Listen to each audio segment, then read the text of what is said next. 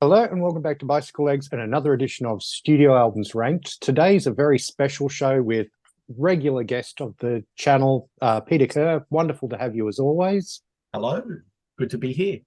And this is part one of a two-part series that Peter and I are doing together, where we're going to rank Rolling Stones albums.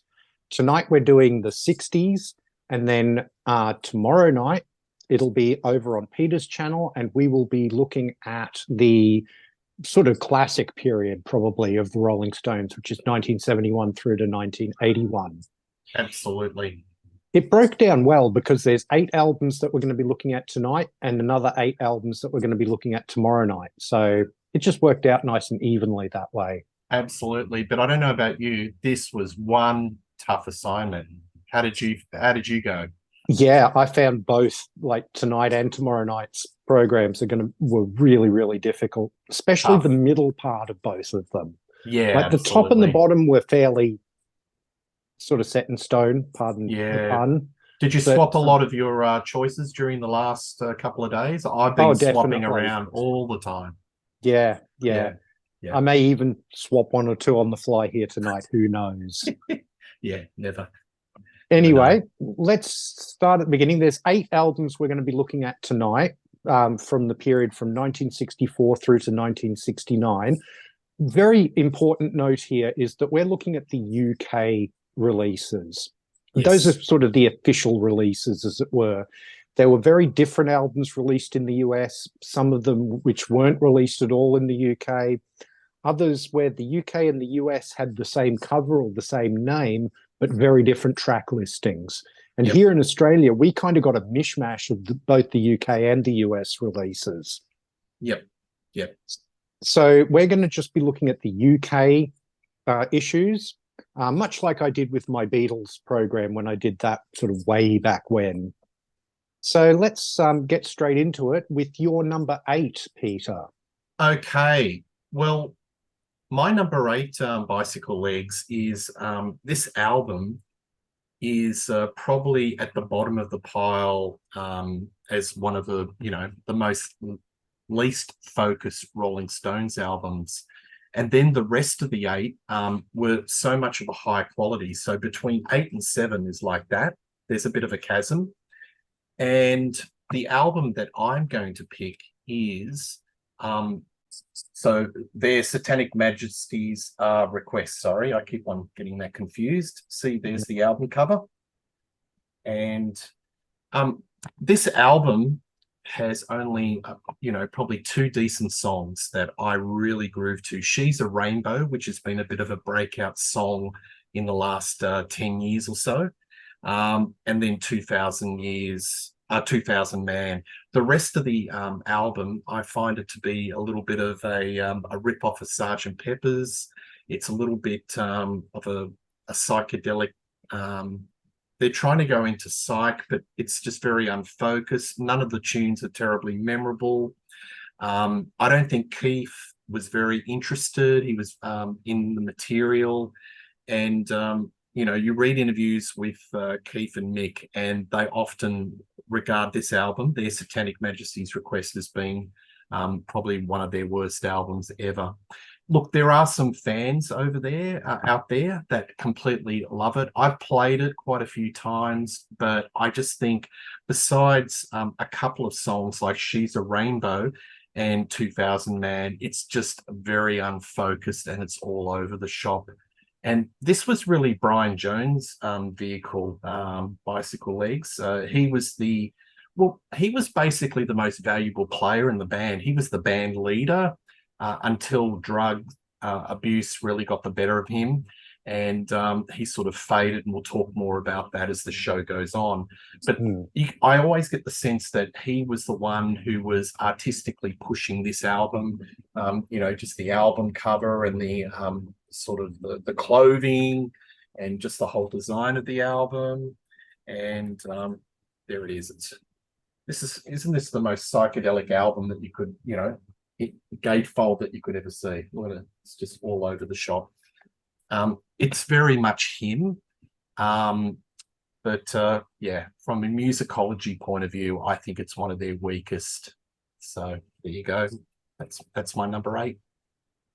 More on that later. My number 8, these were all, as I say, probably the last 4 or 5 in this list all could interchange depending on what day you ask me. I really like all of these albums. So it was really hard to put one at the bottom because I still really like this album. But my number 8 is going to be the Rolling Stones' number 2, which was their second UK release. This is the Stones still in their sort of R&B slash. I always argue that early Stones was more beat music than people give it credit for. It was, it was not that a million miles away from what the Beatles and that sort of thing were doing in 64 and 65. But there's some good, this is still them doing a lot of cover versions. There's not a lot of originals on this album. The sort of Jagger Richards writing partnership really hadn't blossomed yet. But you've got, a good cover version of Everybody Needs Somebody to Love. You've got Time Is on My Side, which is, was a big single for them. Their version of Under the Boardwalk's really good. They do a version of Susie Q. I prefer the Creedence version of that, but yeah, it's a good album, but I think these other albums are just a little bit better, so that's why I'm putting this one at the bottom. But I still go and play this album fairly regularly. It's a good album. Yeah. Well, funny thing you should mention that album. That's my number 7. I think in the early couple of albums, maybe the first couple, they were kind of trying to figure it out, the art of songwriting. So that's why there were so many covers. But the cover songs are delightful. And a lot of these are kind of Rolling Stones staples. So if you're going to do a compilation album of the Rolling Stones, say 64 to circa 71, a lot of the tracks off this album, Bicycle Legs, would, like Susie Q, that would have to make a greatest hits package. Under the Boardwalk, as you said, that's a really tasty version. Rolling Stones brought American blues, R&B, and a lot of those American genres to the masses, but they put it through the Rolling Stones prism. They put it through the British blues prism. And this album is, although it's got a lot of the beat influence, it's very much they're playing in that sort of that blues vein. But look, I like the cover songs on this album, but because I've ranked it number 7 doesn't mean I don't like it. It just means the difference between my number 8 and number 7 is like this. I think from number 7 to 1, they're fairly close in quality. And I've just simply picked this as number 7 because I just think they were just trying to figure it out in regards to the songwriting caper. And it was a case of learning on the job. I like a lot of those bands in that era. So look, I would really put this album, it's not too far from, say, The Who's first album. What would you say to that? It's, in quality, it's probably on a par. Yeah, I think so. I'll definitely have to get around to doing a Who show one of these days. But it's a good album. I really like it. And, again, because it was my number 8 doesn't mean I don't like it either. I really do like this album. Yeah. But my number 7 is going to be Out of Our Heads, which, provocative title. Love the album cover. Yes. Put it up again. Well, again, come on. I think they had a different album cover in the US. So, this, again, a lot of covers on this one. There's on side 1, there's only one original, which is Gotta Get Away. And again, Jagger Richards still finding their way as a songwriting team. But you've got some really good stuff on here, Mercy Mercy and Hitchhike and Talking About You. There's not a lot of really well-known songs on the UK version of this one.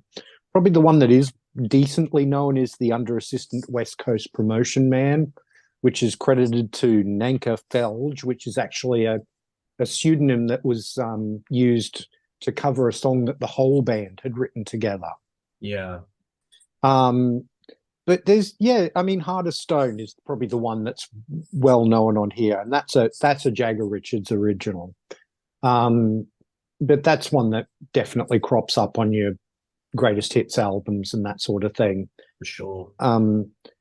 It's, again, very little in between these two or three that I'm going to be talking about at the bottom of my list. But yeah, it's a good album. Still the Stones in that sort of R&B, bluesy, little bit of beat mode. Hadn't quite started venturing beyond that just yet. Yeah. Well, my number 6 is the same album, Out of Our Heads. Now, Bicyclelegs.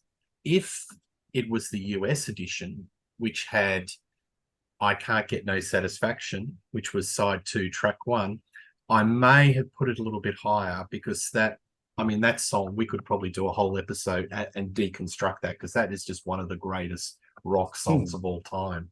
But we've got to contend ourselves with the UK edition, as you so articulately dissected. And yeah, there's a lot of covers, but the little nuggets we get in respect of their, the compositions, you can see that they're starting to there's some sort of maturity in songwriting, because Heart of Stone is a great song. It's really good. I'm Free, which is the closing track, that's another great song.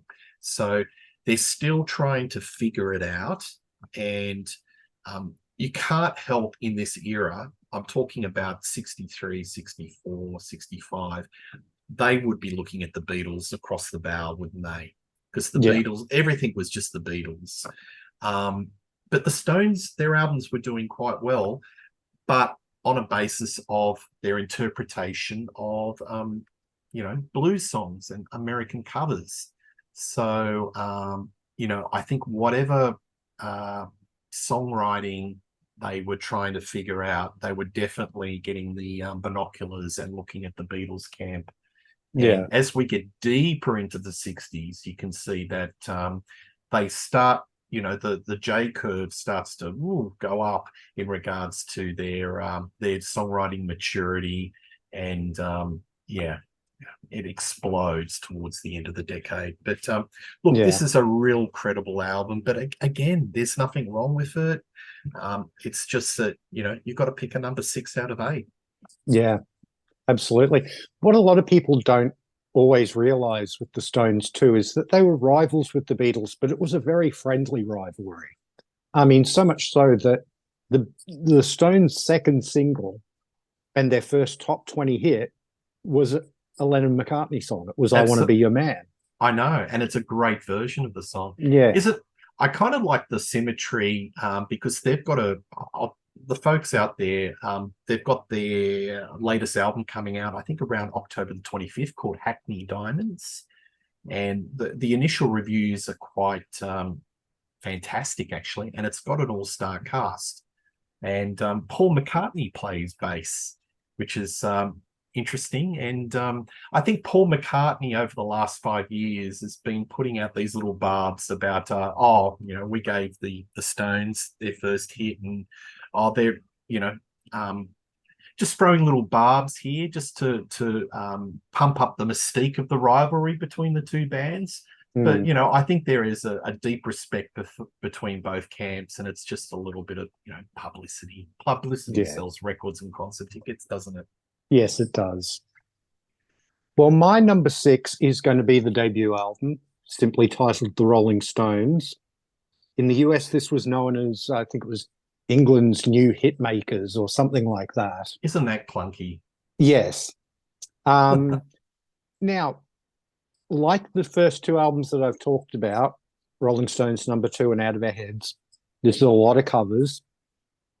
The reason I rank this one a little higher than those 2 is because it is their debut. It's fresher, it's rawer, it's a young band trying to sort of make a statement. And I love that about this album. My copy of this is a really knackered old original Australian pressing from 1964, and it still plays really well, even though it looks terrible. But I mean, it starts off with just an absolutely rockin' cover of Route 66, just great. You've got really bluesy stuff like Mona and I Just Want to Make Love to You and Walking the Dog. You've got their debut single, which was a cover version of Chuck Berry's Carol. Um, you know, you've got I'm a King Bee, another really bluesy song. And then you've got, the very first Jagger Richards song, which is called Tell Me You're Coming Back, which is not very bluesy, funnily enough, you've got a couple of group written tracks there as like Now I've Got a Witness and Little by Little, which is co-written with Phil Spector. I just love this album because it's so, a young band and they're so fresh and bold coming out with this sort of opening salvo. Who could have imagined, 60 odd years later that we'd still be talking about the Rolling Stones? I'm sure they didn't think that when they were making this album. Yeah. Yeah. Well, I'm not copying you, but I am trailing you, and this was my next pick. And I'll just share my thought process. I actually rated this higher, but I put it down lower. So been swapping albums around. I really rate this album highly, simply that their interpretation of some of these songs are just so fantastic. Route 66 is an absolute cracker. I've been playing it in the last week or so, and I don't know if it's the remastered version. It just sounds so fresh. It sounds so new. It doesn't sound like a period piece. It doesn't sound like it's 1964. It sounds just sparkly.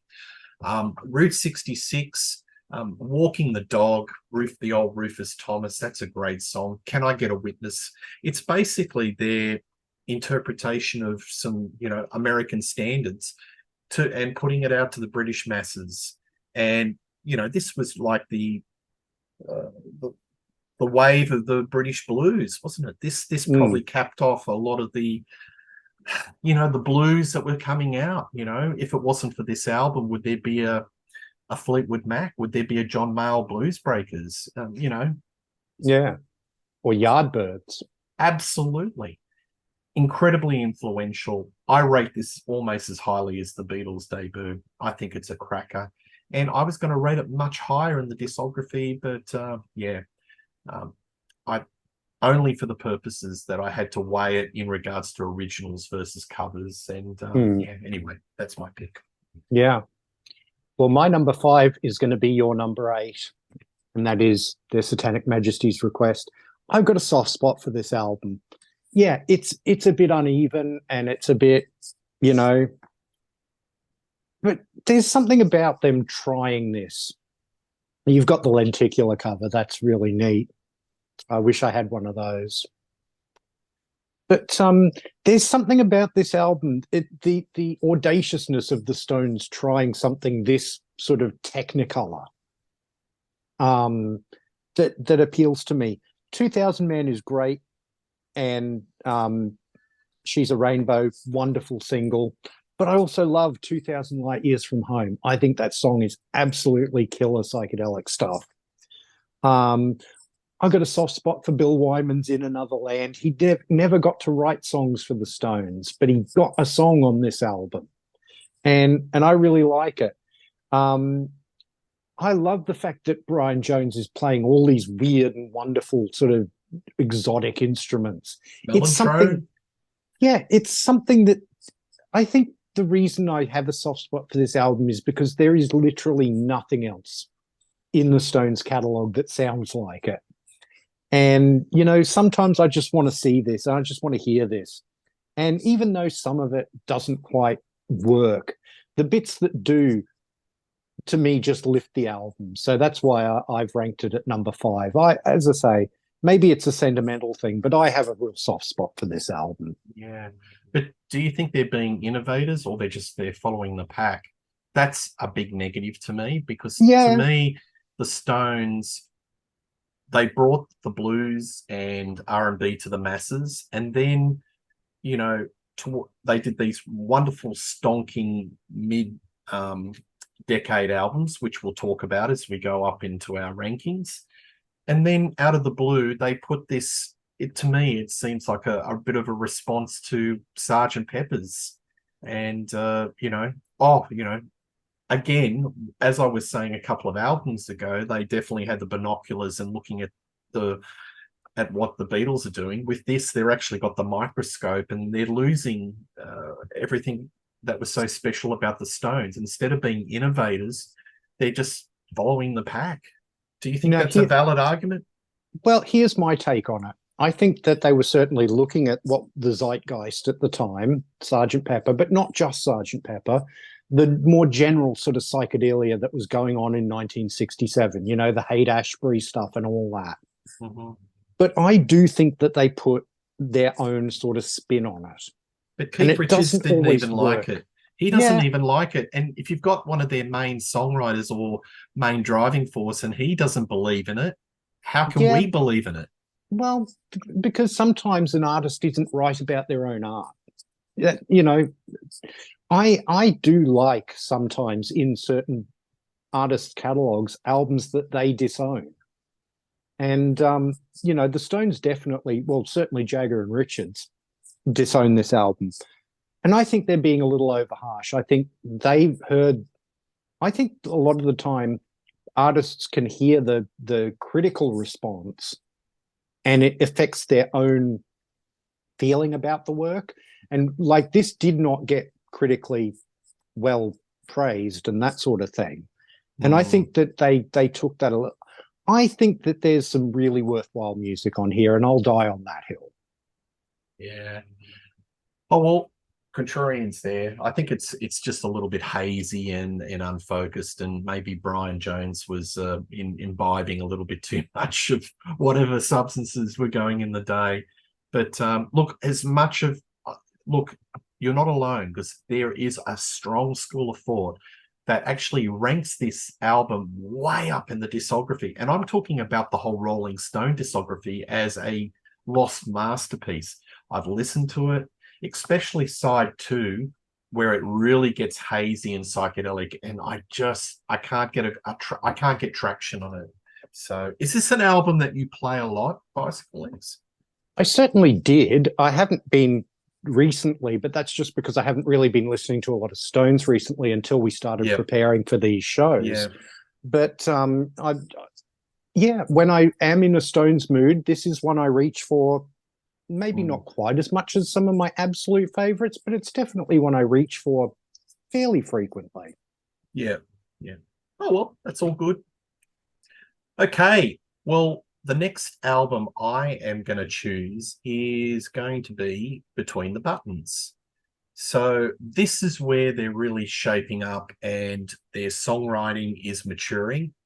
And there's 2 versions of this album. You've got the UK version and the US version, and completely different. But we'll stick with the UK version. And the strong tracks of this was, look, I really have a soft spot for Miss Amanda Jones. Something Happened to Me Yesterday. She Smiled Sweetly, Connection, Backstreet Girl, and Yesterday's Papers. But the US version, which is arguably even stronger, it starts off with Let's Spend the Night Together and track 3, Ruby Tuesday. So there you go. I just think this is probably Brian Jones, again, a lot of his influence. And it's sort of, they're really ramping up in regards to the psych and everything that was going around in this particular era. So I think Sergeant, this would have been about around the Revolver period. So again, there's a lot of looking at what's happening over and Camp Beatles. They're putting extra instrumentation in regards to it. You're starting to see a band of musicians that are coming in and providing some color and some oomph.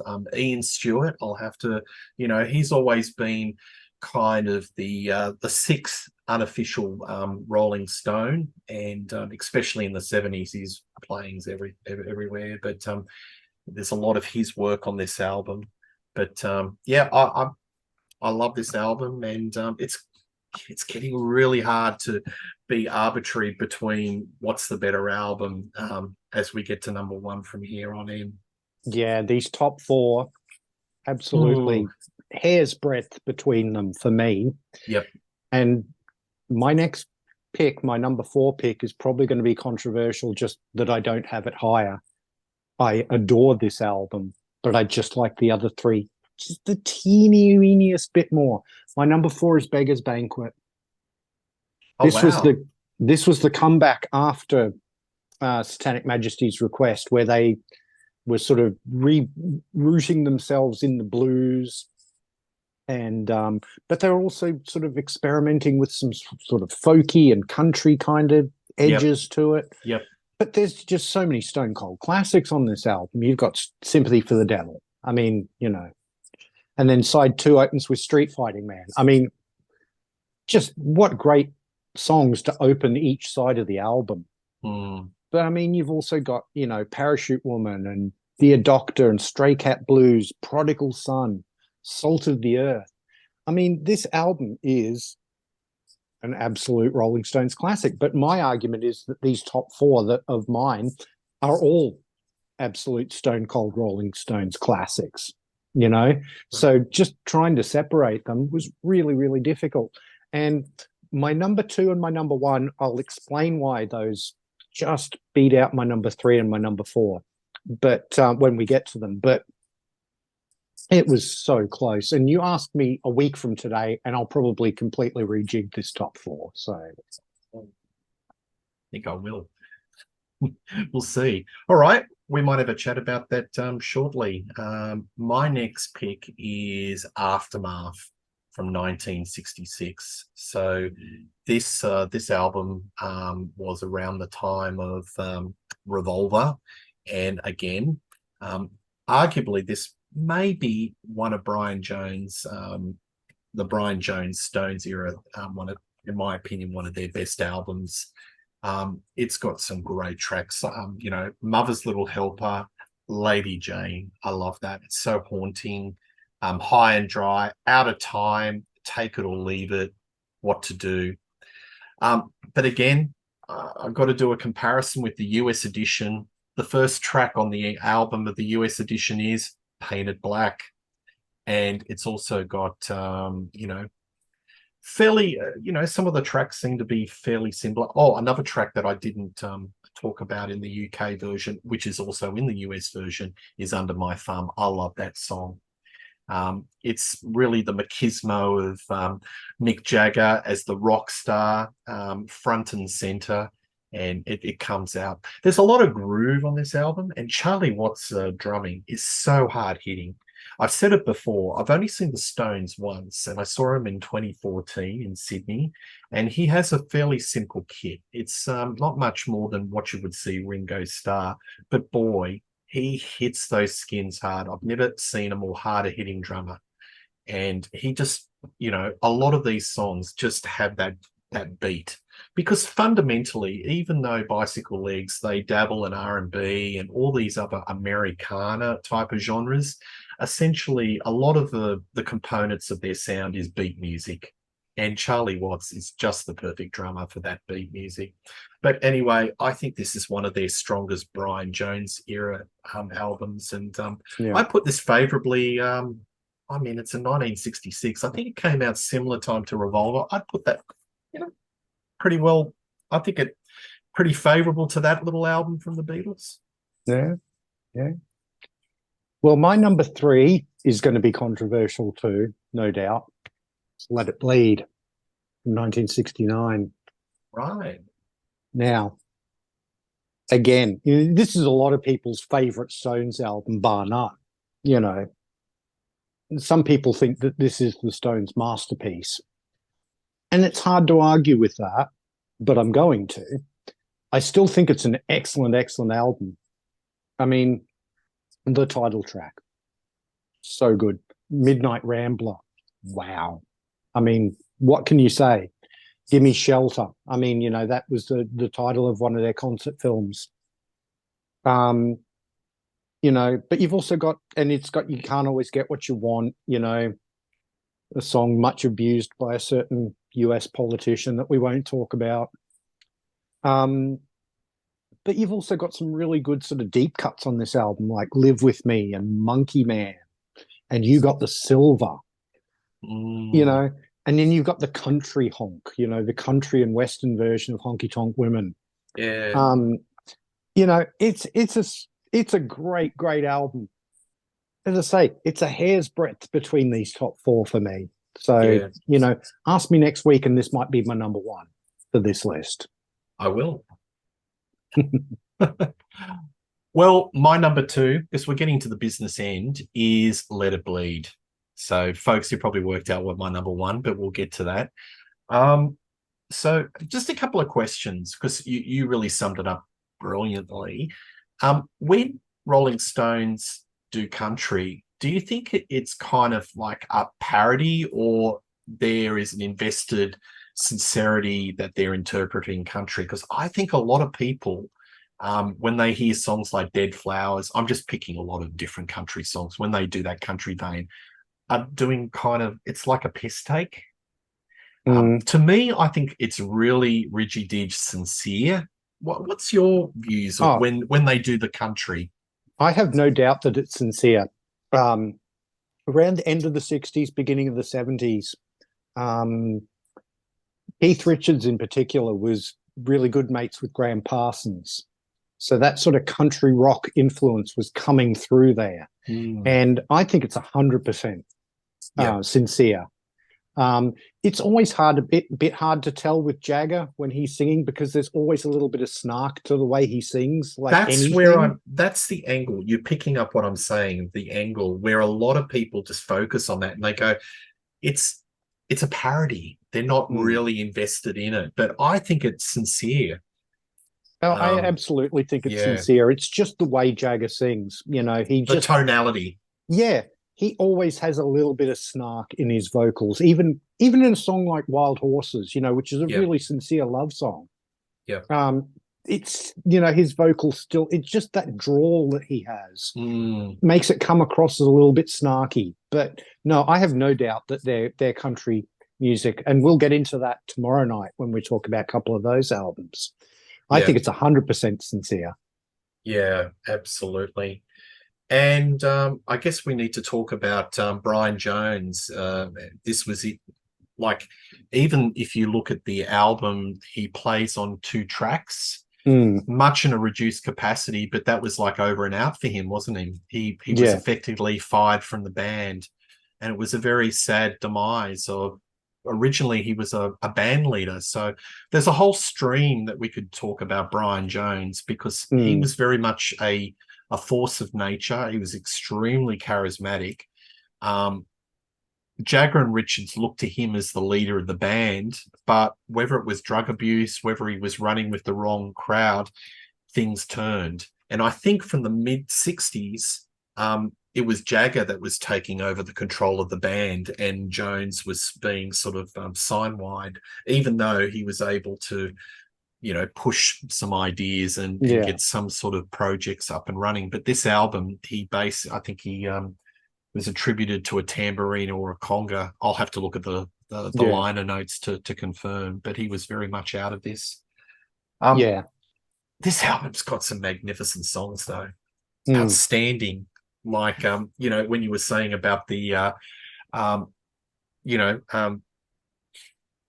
it's some of the Stone Cold Rolling Stone classics, that you can't sort of deny. So, not much between 1 and 2, 2 and 3. Yeah. What can you say?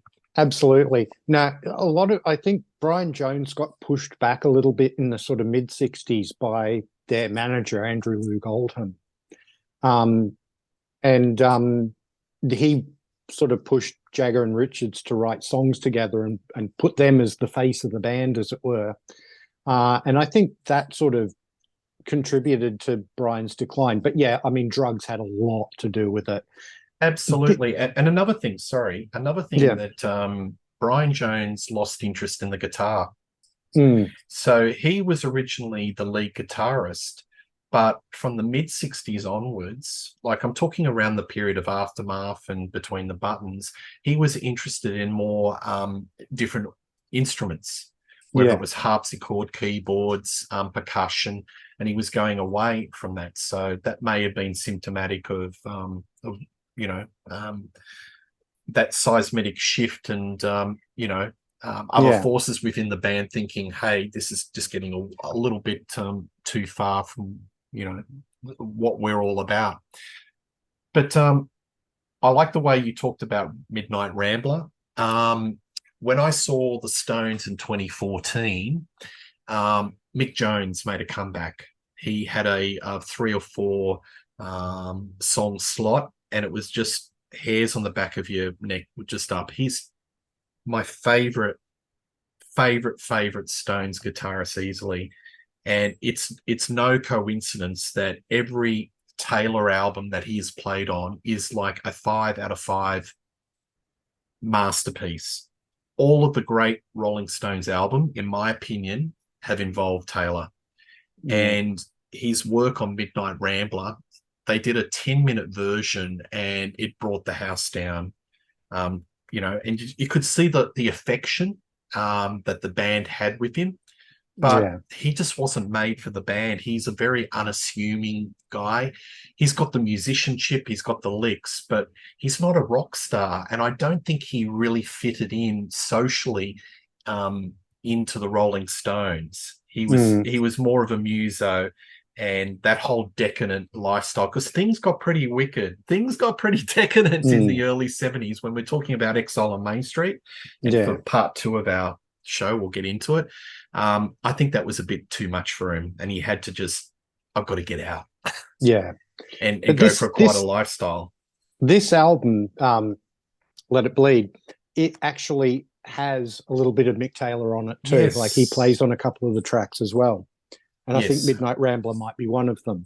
But it's a great album. My number 2 is going to be Between the Buttons from 1967. Yep. And, I'm going to disagree with you slightly. I do prefer the UK version of this. I like it without the hit singles. I like the weirdness and the deep tracks on this album. I think this is the Stones at their most successfully adventurous musically. They would try to be more adventurous with Satanic Majesty's Request, but not nearly as successfully. I think here they blend being the Stones with being really out there and adventurous, just in a beautiful way that really, really appeals to me. I love the cartoons on the back too, drawn by the great Charlie Watts. But yeah, you mentioned Yesterday's Papers, Backstreet Girl, She Smiled So Sweetly. But you've also got Old Sold Out, you've got Please Go Home, you've got, some longer tracks on here, sort of 5-minute long songs, although they did in the early days, they did some really long jams. But, there's just, I love the variety on this album, and I love the sort of way outness. It really is.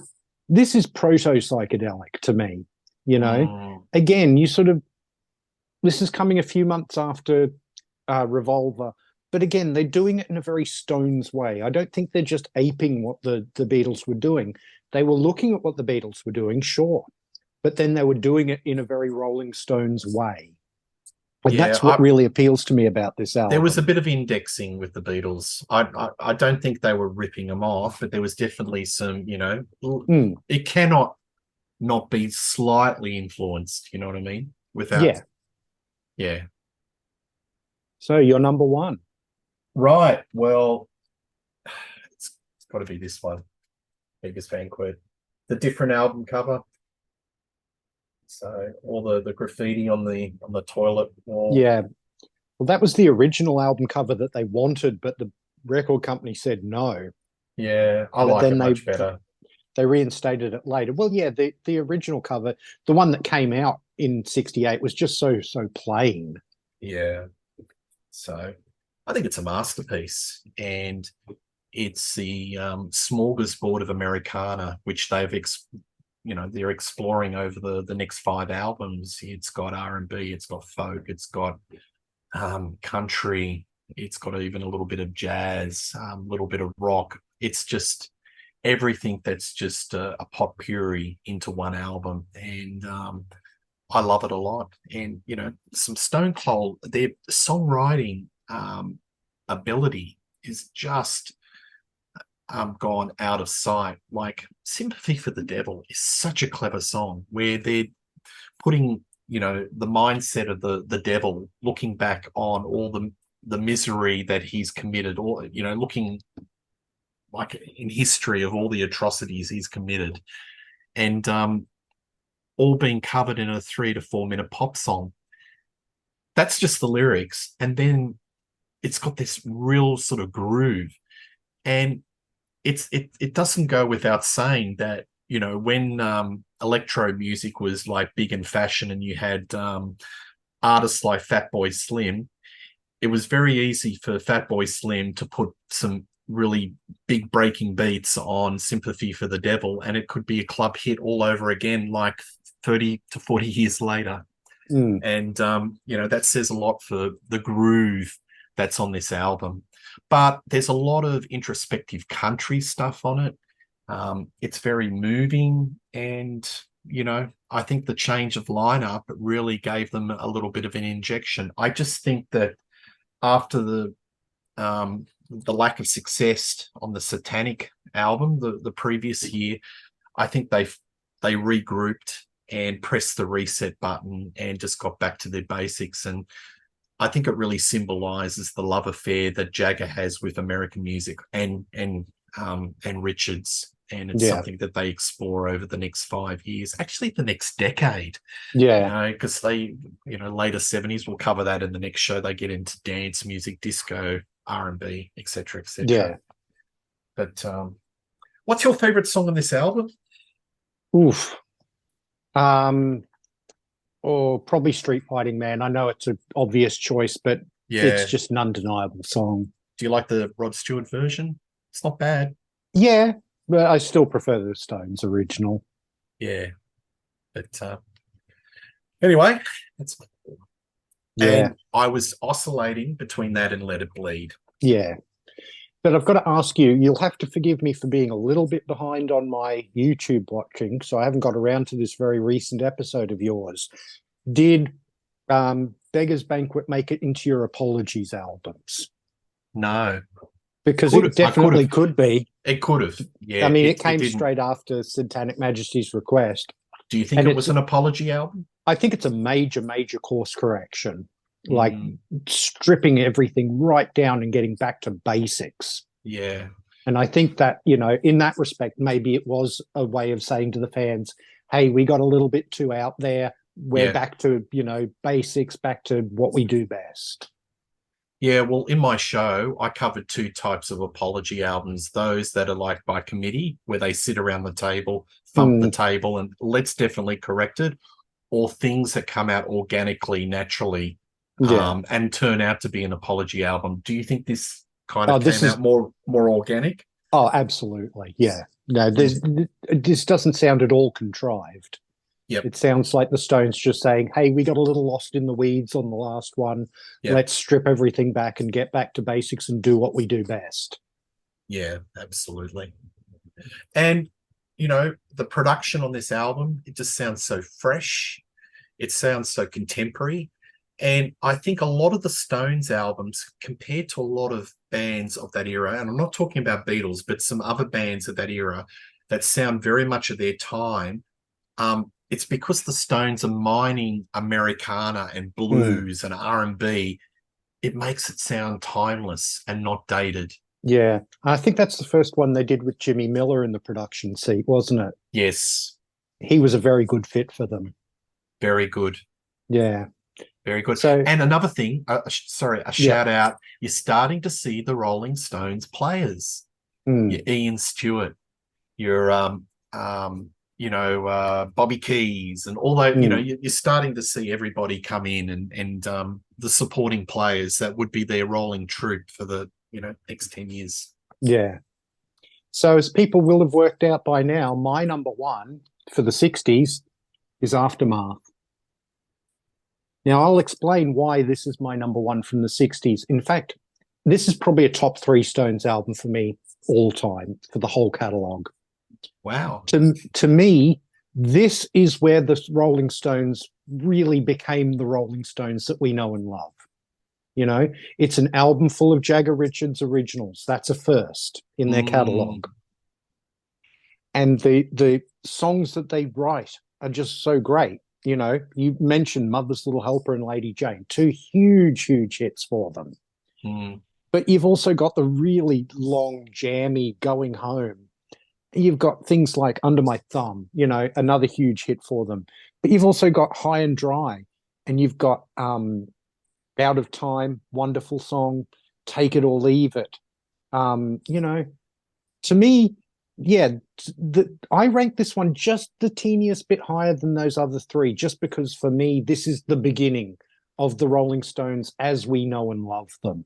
Yeah. It's bluesy, it's adventurous at the same time. It's, all original songs. It's just a tour de force for me of 60 Stones. And if I'm going, the other reason I put this one at number one was if I'm going for 60 Stones, Aftermath's the one I tend to reach for more than any of the others. Yeah. So that's why it's my number one. Yeah. So yeah. Well, that's a good pick. I definitely rate that quite high. It's really funny, like Beggar's Banquet and Let It Bleed. They're late 60s, but they're sort of you could almost put them into the early 70s, and they fit in. Yes, you know what I mean, because sonically there is a difference between Aftermath and those 2 albums that I just mentioned. Oh, absolutely, yeah. I think that a lot of people would argue that either Beggar's Banquet or Let It Bleed is the beginning of the Stones' sort of classic period. Yes. And that's hard to argue with. Yeah. But there's something special about Aftermath, just as I say, being sort of the birth of the Stones as we would come to know them. Yeah. And that's what I really, really love about this album. Yeah. Why do you think Brian Jones is being airbrushed out of history? Because even when you talk to Keith Richards, he says, oh, he was a simple little man. He's very derogatory. Why do you think there's kind of a bit of rewriting of history in respect to Brian Jones? I think a certain amount of it has to do with the fact that he's not here to defend himself.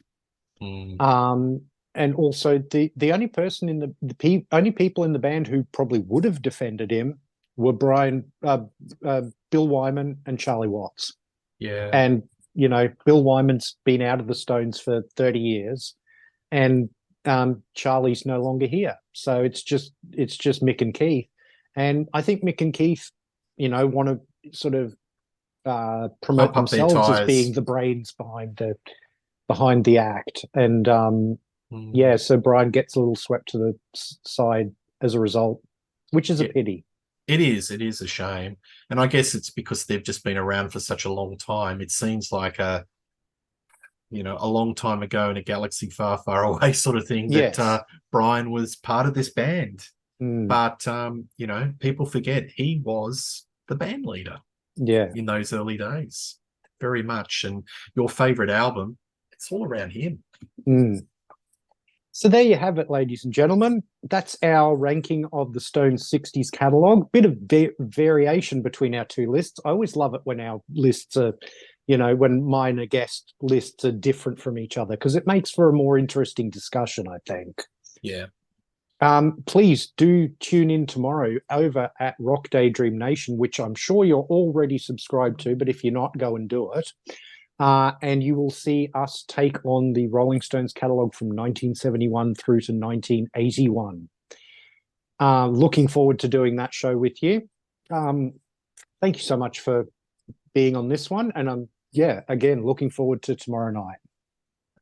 Cheers. See you later. Yeah. So, thank you very much. Please do like, share, and subscribe. It really does help the channel out. If you're new to the channel, please go and have a look at some of my other videos. I have everything playlisted. So if you want to look at some of my other studio albums ranked shows, there's a playlist for those. If you want to look at my Bicyclelegs Discovers Rush series, there's a playlist for those. If you want to look at some of my favorite albums of all time, there's a playlist for those. And if you want to see my appearances on other channels like the aforementioned Rock Daydream Nation, I also have a playlist for those. If you want to follow me on social media, I'm at bicyclelegs on Instagram and Twitter, and I now have a dedicated Bicyclelegs Facebook page. Links are all in the description. Please come and give those all a follow and join in the conversation. I'd really love to have you there. Thank you very much for watching, and I'll see you in the next one. See you later.